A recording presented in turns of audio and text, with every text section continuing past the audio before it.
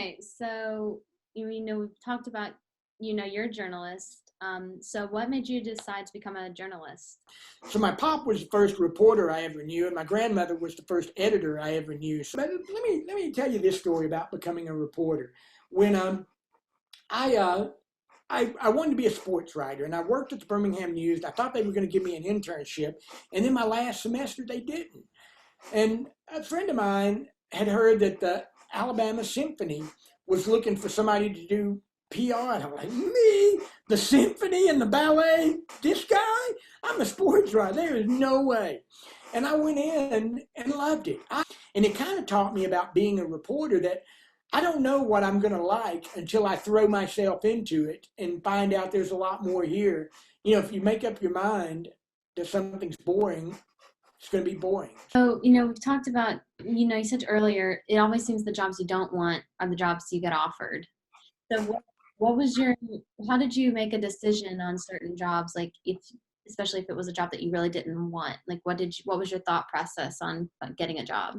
What am I going to get out of it? Every job I've had, even this one, what did I learn? And if I looked at a job and said, am I going to learn anything in this job? Or after a couple of years, if I look around and said, I've either not learned anything or I'm not going to learn anything.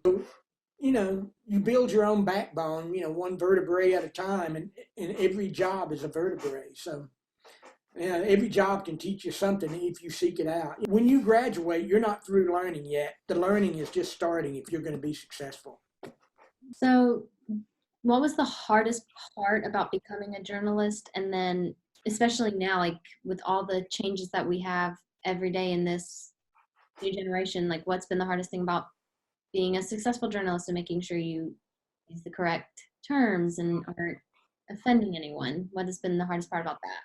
Well, it's learning how to really be a genuine person. Storytelling is not writing down quotes and facts. It's telling a story and telling the truth. And the truth is elusive. The hardest part about becoming a journalist was crossing that divide between journalism and the truth. And there is a difference. Journalism is something that people put together, and a lot of times, especially today, is put together to manipulate people or to lie to people. But the truth is something else. And the people that last and the people that really make it in this business are people that aren't committed to journalism. They're committed to the truth and committed to who they are. You can't tell the truth about something else until you can be honest about who you are. And I went in Orange Beach, I went to this writer's workshop, and Vicki Covington, a writer that I really admired at the time, she was giving a speech. And I remembered a line that she said that really struck me immediately, and it still does now. She said, to be a great writer is to stand naked before an audience and say, this is all there is. If you want to be a great storyteller, no matter what medium it is, you got to be willing to take chances, and you got to put skin in the game. If you're just there writing quotes, yeah, you'll get a story, but it'll never be a great story. It'll never be an honest story. So what advice would you give to journalists who are just starting out in their career? Don't be afraid to start at the bottom, because that's where you learn the most. And you're not going to make any money. But the question is, how bad do you want this? And if you want it badly enough, then you're in it for the long haul. And if you're good enough, you'll make the money. And my advice is be willing, know that this is what you want to do. Because if you just think it's what you want to do, then you might as well go do the other thing, because you're probably not going to stick with it. But if it's what you want to do, be willing to give up whatever it takes to get it.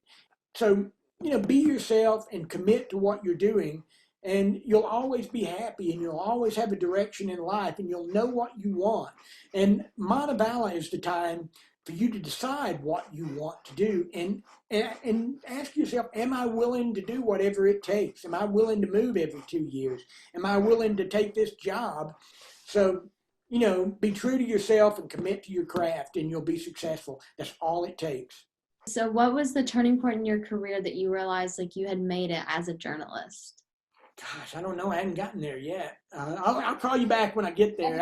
I'm always looking at the next thing. What am I going to do next? I don't know that I ever got there. I think winning the Pulitzer was a big turning point for me because I gotten so focused on that. After a while, when you see that you actually got a shot at that, that becomes your goal and the only thing that you care about. I'm worthy of my Pulitzer Prize. I'm worthy of my job because I know the dues I had to pay to get here. So just be yourself and work hard. That's all it takes. Whether you continue to be a journalist or if you go into PR or go sell car insurance, just be true to yourself and work every day to get better. And that's how you get somewhere. All right. Thank you.